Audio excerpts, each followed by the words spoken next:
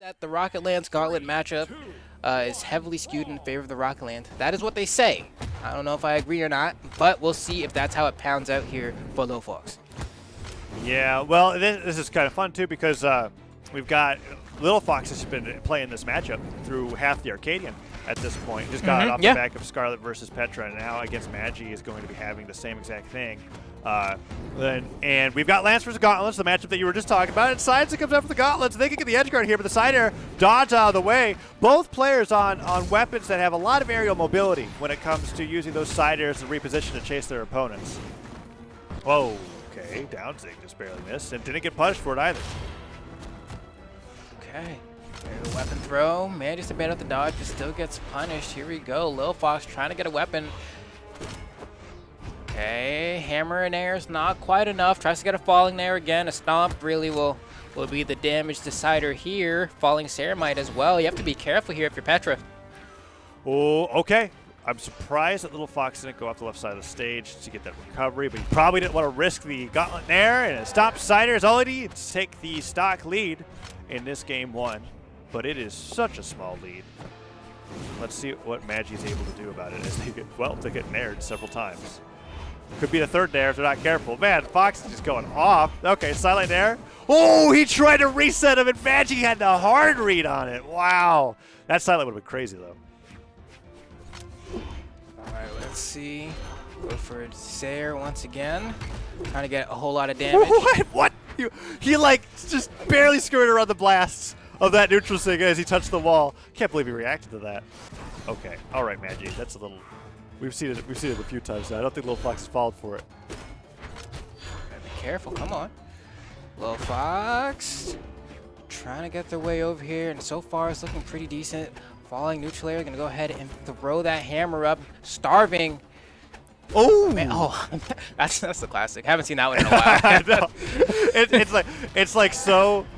It's so basic that it's exciting. I've not seen that in a long time. Weapon throw to recovery. It's unarmed recovery, like the haymaker. It's seen better days. Wow, that missed? I can't believe that. The Shoryuken was like, right in your face. Oh my god, we're seeing a lot of them come out. All right, showing your technical prowess, I guess. Oh. Forward, down, forward punch. Hold on, here we go. Wow, another one. Just can't get them to connect here. Oh, and the nairs are coming through. Wow, grab pound into recovery was not enough, much to my surprise. That one finally hits, and that will be enough for sure. Rootsig off the top, and Magi's going to be like, is this button working? Let me three more times. Okay, yeah, that's the right move. I just wasn't hitting it. Oh, but they're really going off now. Is that nair?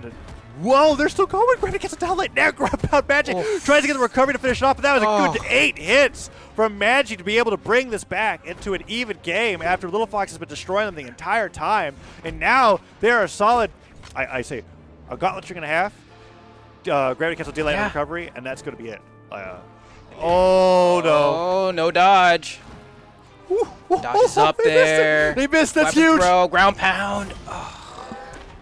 Lil'Fox let that one just slip away, but you can't take anything away from Magi. I mean, Magi really put in the work of that last stock there to be able to bring Lil'Fox in a position where all they needed was a ground pound like that to finish it up, but I absolutely agree. They had been spending most of the game not doing things like we just saw there in that replay, right? Going for unarmed ground pounds or off-stage edge guards because they were doing such a great job with center stage, hitting stomp cider on the hammer and taking the stock. The one time they finally go off, Magi, she just completely decimates them in the offstage exchange, reads the dodge, gets the ground pound, takes the game.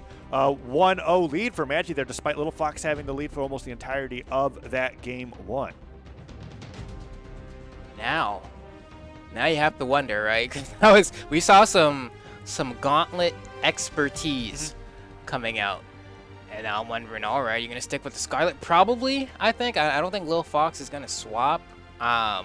I am a little scared. I mean, if you look at the damage done, it was actually like pretty close, but I think that's actually the problem, right? Like that was not a close game for the vast majority of it until probably the last 30 seconds. So as you said, I think it was like 8 unanswered hits.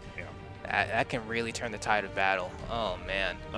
And And it's curious. I'm wondering if we'll see a change from either player. I think Magi got very comfortable with the Petra against Scarlet, whereas Lil'Fox, I wouldn't say Scarlet or any of their weapons had anything to do with how they lost that last stock. In fact, I would say it was just a decision-making going off stage, unarmed, trying to hit a ground pound early on a Gauntlet player that cost them that there. So I don't think any switching of legends is really going to do anything there. I'd rather just see them have a little bit more mindfulness when they play them coming up.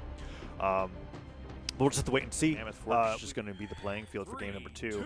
And yeah, you're mentioning a lot of the signature usages that Magi's going out for, where it feels like they're almost just trying to ruin that accuracy statistic in the post-game analysis. Yeah. But I've noticed that Magi's had this mid-game play style to where once both stocks are roughed up a bit, either player has lost 1 or 2 of them. They really go for this play style that's super unpredictable to what they do at the very beginning, at the very end, which seems to be very solid, very fundamental Gauntlet gameplay, where we just see a lot of those strings come in that are just solid dodge reads. You get the recoveries after the sidelights. Oh. You get the okay. Magi Yeah. having a little bit of difficulty with maneuverability there off the side of the stage, goes down, and stock leads goes over to Lil'Fox. Okay, and they're feeling it out. All right, they're good to go. Yeah, Magi probably just getting a little bit of rollback there is my guess. Probably found themselves like off stage and were like, whoa, what's going on? Couldn't really do anything in time. But they're going to go ahead and hop right back into it. So far, Lil'Fox into the first one to find some damage off of that engagement. Has them in the corner. Won't be able to get that hit, though. But still threatening extremely well. Manages to find a sidelight, but nothing else because Magi just... Oh! Yeah.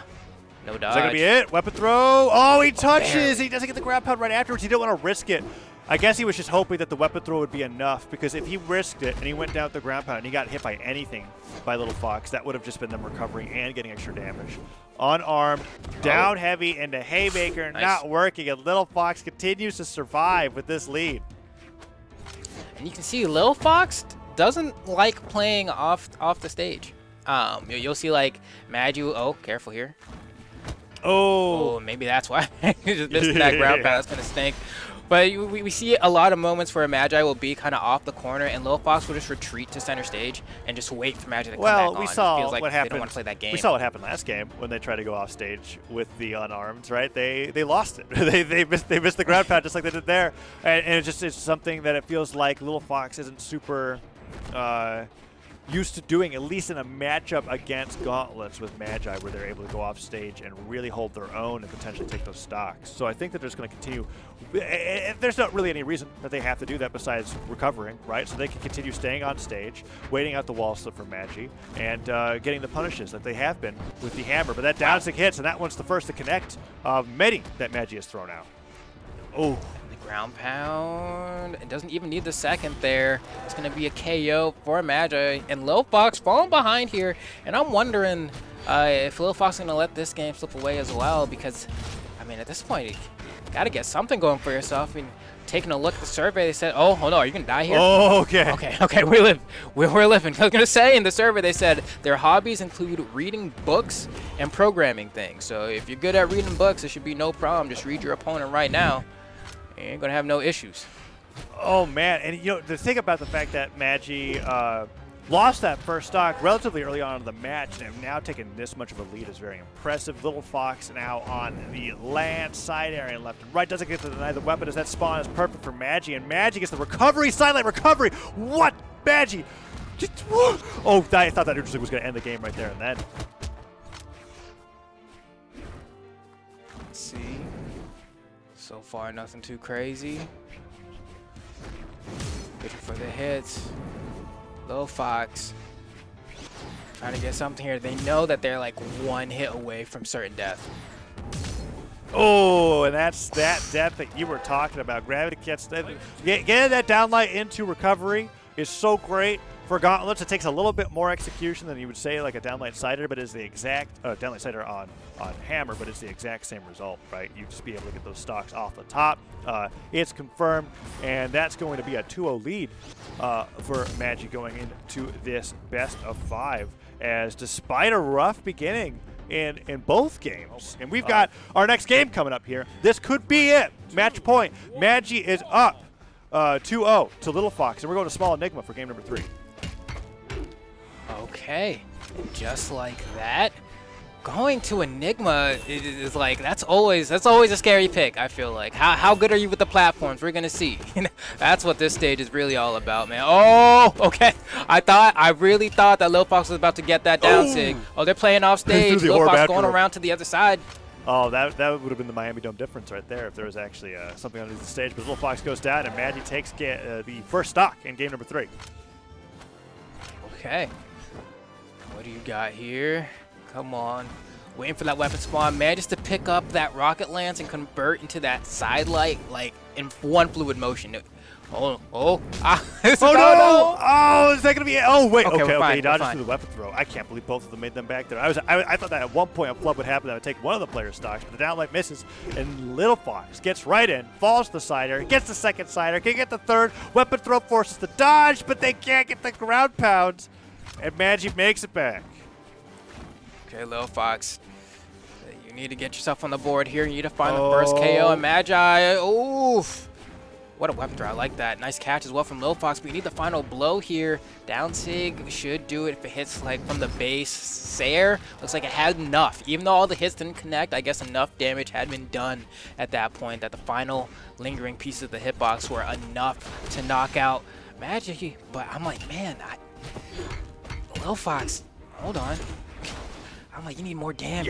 Yeah. You need more unanswered hits. We haven't seen, crazy pushes from advantage. Yeah. Lil'Fox has been doing really well getting these raw side airs. 1 there, 2 there, and it works great when Magi already has the damage on him. But just like you said, if the damage is not being racked up, it actually doesn't matter that much that you got hit by 5 hammer siders in a row if you are getting hit just as much in between. And that neutral sig carries Lil'Fox straight off the bottom of the map to the top, takes them down, and now Lil'Fox is potentially their last stock of the set.